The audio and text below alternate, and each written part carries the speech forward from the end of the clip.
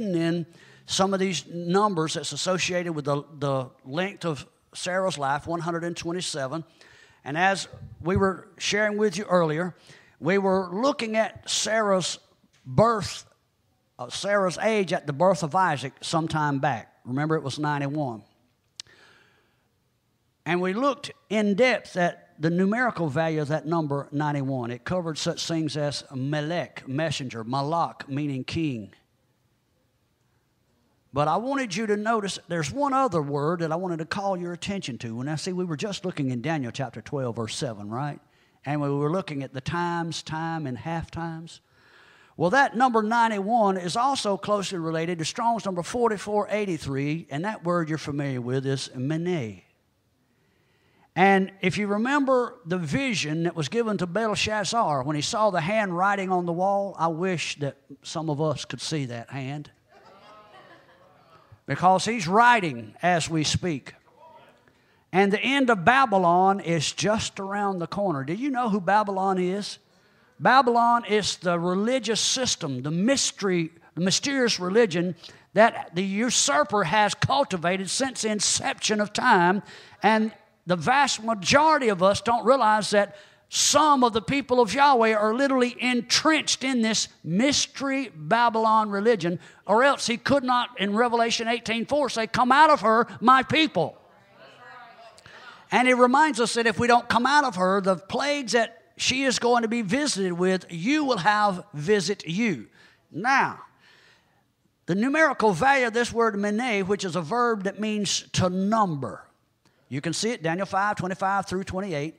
And it talks about the kingdom of Babylon, the one that's confusion, being numbered and completed. In other words, her judgment completed. And then this kingdom being weighed in the balance and found wanting or lacking, and the kingdom stripped from her. You can see that as I said, in Revelation 18:4. The phrase there in Daniel chapter 5 is mene, mene, tekel, upharsin. Now, mene is a unit of measure. It could be 50 to 60 shekels. Tekel is the equivalent of the Hebrew word shekel. Are you with me? So if you add that 60 plus 60, mene, mene, you come up with 120. Remember, mene, mene, tekel. In other words, at the end of 120, Babylon's cut off. Well, why should that be significant? Do you remember Genesis chapter 6, verse 3? When Yahweh's talking about cutting man from off the face of the earth, and he says, even though he is flesh, his days shall be numbered 120 years. And he's literally inferring that 120 Jubilee seasons, a Jubilee being 50. There's that number 50. See, you had 50 and you had the number 60. You wonder where I got that from. 120 times 50 gives you 6,000.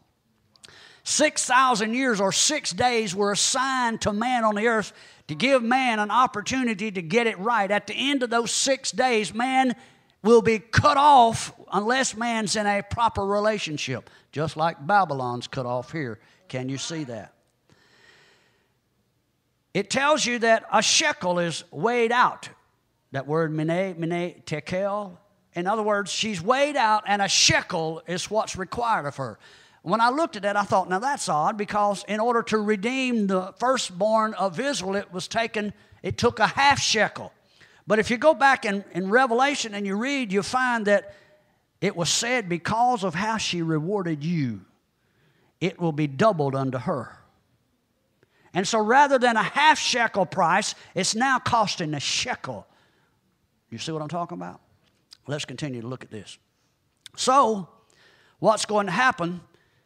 They do not understand that the type that's pictured there, the shadow picture of the half shekel redemption, is that of Messiah, who becomes the half shekel that redeems us in the holy place. Well, if he's the half shekel, where's the other half? The bride is the half shekel. Messiah and Yeshua together make a whole shekel, and it is the whole shekel. The Messiah and his bride that are going to finish rewarding Babylon. Did you hear me? Now, there's some other things here in Genesis 23, 2 through 8, that has to do with the prophetical declarations within the burial place or the location where Sarah's buried. Now, if you go back and read it, again, we've been talking about how her death was connected to that of Eve and also is connected to the bride in the future. Remember, Eve dies after her encounter with the serpent, and we know that Sarah's has already died in this passage. She's buried at a place called Kiriath Arba. In the Hebrew, it's Strong's number 7153, and it's defined as the city of Arba. And, of course, Arba was one of the giants or the fallen ones. Arba means four in Hebrew. It doesn't reveal too much to you until you look at a closely related word, and that is Strong's number 7151, Kiryah, which means the city of his strength, Kiryah. Ir is the word for city here. Yah being talking about Yahweh, so it's the city of his strength, or the city of Yahweh. Now there's another closely related word, 7150, pronounced basically the same way, but it's a noun that's hinting at a proclamation, a declaration, or an oral message that's given at that particular location. So there's a close proximity here to Jerusalem, and what it's doing is it's hinting that this location was intentionally chosen by the fallen ones for a purpose. And the purpose was that they understood this area is a gateway. And so they have taken the gateway from the people of Yahweh. And that's why Yahweh sends Abraham's descendants into the land of Canaan to take possession of the gates that rightfully belong to them. You'll possess the gates of your enemy. There's a gateway here in Jackson County. And you have been given a mandate to possess these gates. If you don't possess them, the enemy will. There's no medium in between. There's no buffer zone. Either we possess the gates or the enemy does. And the one that possesses the gates will determine the direction that your community, your house, your county, your state, and your nation takes. Did you hear me? It's time that as the house of Abraham, by faith, we begin to possess the gates that rightfully belong to us again. If we have to march out in fives, so be it. Amen. Now the number 4, Arba, also implies door in Hebrew or a gateway. So by purchasing this property, by the way, this is the only piece of property that Abraham purchased himself. Yahweh gave him the rest of it. He intentionally bought this place. Abraham knew what he was doing. Abraham knew that he was planting a seed. Yahweh said, you'll take possession of the gates. Well, I believe Abraham was thinking, why not this one?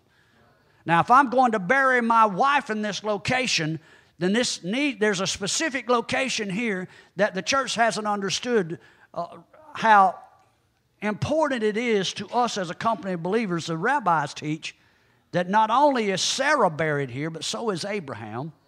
Adam and Eve were buried here. Rebekah and Isaac are buried here. Rebekah and Isaac and Leah and Jacob are buried here. Are you with me?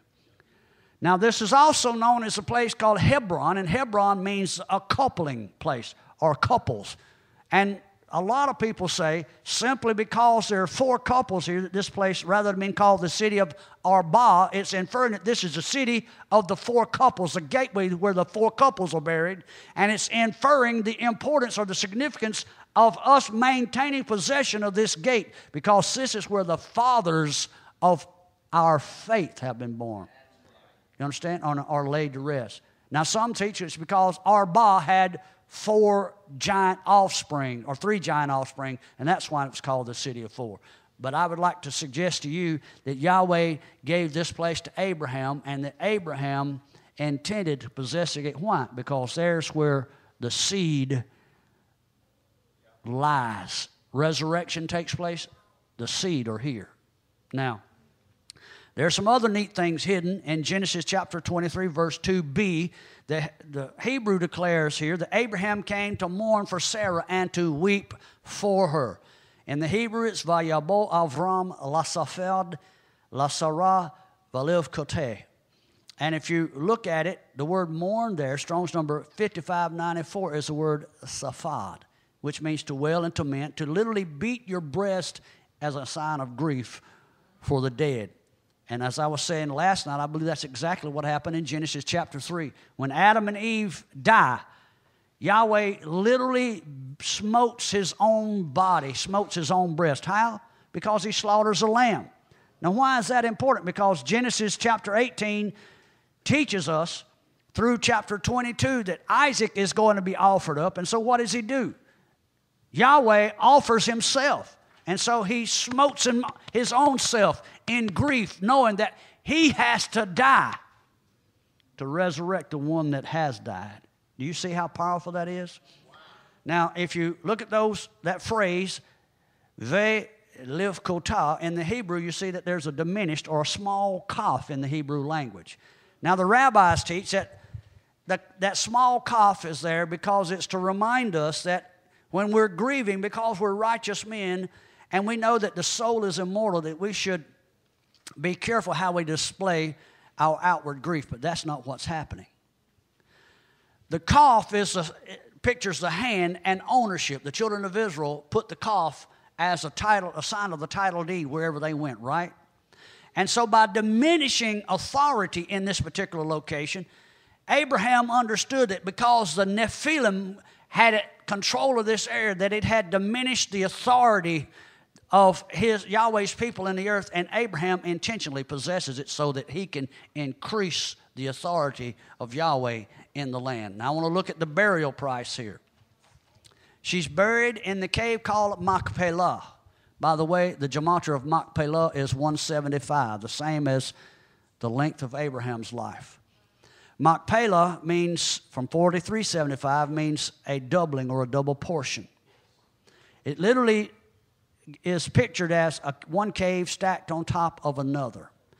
Now, if you go back and continue to look at, there's a price, and that price was 400 shekels. It was not thrown in here for idle space. And 400 is the equivalent in Hebrew of the Hebrew letter Tav, which is the sign of the covenant, and the seal of creation. You can see that in Ezekiel 9:4-6, where Yahweh says, mark or seal my people before I destroy Jerusalem. Well, could Abraham's 400 shekels be the beginning of the marking of the Hebrews in the land of promise, which was typified there in Ezekiel? I believe it was. In the last days, the anti-Messiah will mark his people. You had better hope that you have the sign of the covenant emblazoned on you as well. Now, there's an individual that Abraham purchased this property from, and this individual's name is Ephron. The gematria of Ephron's name is number 400. It's also, 400 is also the gematria of the word shanim. Remember we were talking about Shana or Shanae and Shanim? That is also 400, and it means to double or to be replicated, to do it over again. Now, there's an ancient rabbinical tradition that calls the Tav, that Hebrew letter, they call it the seal of Yahweh, the seal of truth, and the seal of creation. Truth is spelt or pronounced emet with an aleph, mem, and tav. It's an anagram of the word met or meth, which means death. So you have the mem and the aleph and tav in that word meth, which can be read from the aleph and tav, or out of the aleph and tav. Out of the death of the aleph and tav, it purchased, or truth purchased, the redemption of Eve, Sarah, and the bride. 400 is a product, if you will, of two numbers, 8 and 50. We've looked at 8, ket, and 50, the noon. The numerical equivalent of the letters ket and noon is demonstrated in those two products. Now, 8 is the number of new beginnings. 50 is the number that is related as life, jubilee, release, restoration, and return. Ket, noon, spells a word, and I believe I have it spelled wrong here. It should be ken, not K-N-E, ken, 3651. In the Hebrew, it means thus or so. It can also mean, because it comes from a verb, it means to stand upright or to establish. Did you know that? As an adjective, the word ken, Strong's number 3651, can mean honest and upright, something that's correct.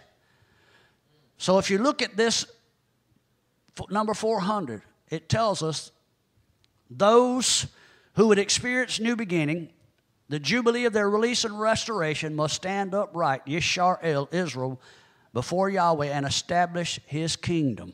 And that's what's typified here in this Torah portion regarding the life of Sarah. Hope you've enjoyed this teaching. Thank you for listening.